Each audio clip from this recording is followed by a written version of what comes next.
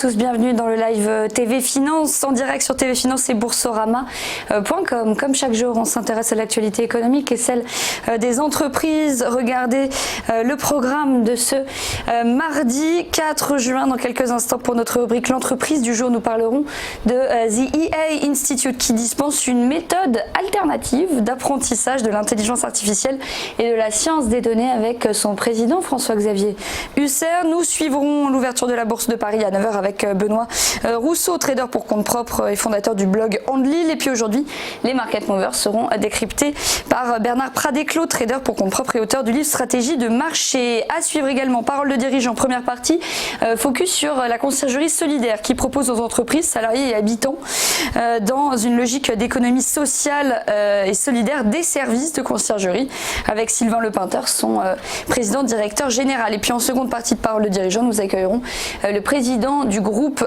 Manatour, Pierre Olivier-No, qui propose du tourisme de savoir-faire et de culture scientifique. Mais avant ça, les 4 infos qui ont marqué l'actualité ces dernières heures. Gérald Darmanin, le ministre de l'Action et des Comptes Publics, a annoncé sur Twitter 48 heures de délai supplémentaire pour déclarer ses revenus en ligne. Cela concerne les contribuables de la zone 3, c'est-à-dire les départements de 50 à 974 et 976 qui devaient initialement déclarer leurs revenus avant le 4 juin à 23h59. En fait, c'est un bug du site internet impôts.gouv.fr responsable de ce nouveau délai. Selon le ministre, plus de 4 millions de personnes se sont connectées au dernier moment et ont donc causé ce bug.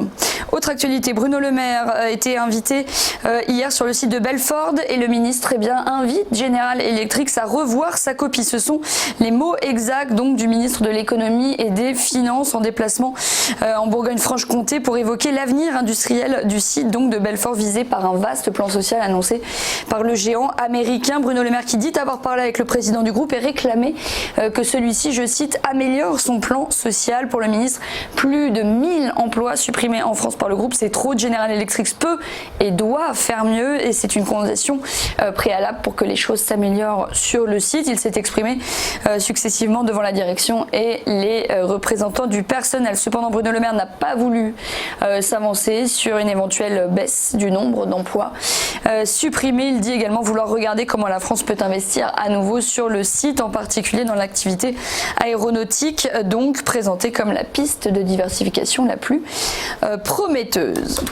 Un mot sur la réforme de l'assurance chômage. C'est l'un des points très attendus de l'acte 2 du quinquennat d'Emmanuel Macron. Mis sur pause le temps des élections européennes, ça y est, le gouvernement rouvre le dossier cette semaine. En amont, il devrait y avoir des entretiens avec les organisations patronales et syndicales avant l'annonce officielle des mesures concrètes d'ici une quinzaine de jours. Après donc le discours de politique générale d'Édouard Philippe, le Premier ministre, qui s'exprime le 12 juin. Au cœur des débats, un système de bonus-malus pénalisant les entreprises ayant recours à outrance au contrat court. Autre piste de travail, l'indemnisation des plus hauts salaires et la question des demandeurs d'emploi qui touchent une allocation supérieure à la moyenne de leur salaire précédent. Et puis enfin, on termine avec Pékin qui répond à Washington après l'échec des pourparlers début mai. Donald Trump a ordonné de surtaxer à hauteur de 25% de nombreux biens chinois, ce qui représente environ 200 milliards de dollars d'importation annuelle. Depuis hier, Pékin a donc mis en place sa riposte avec sa propre surtaxe sur un ensemble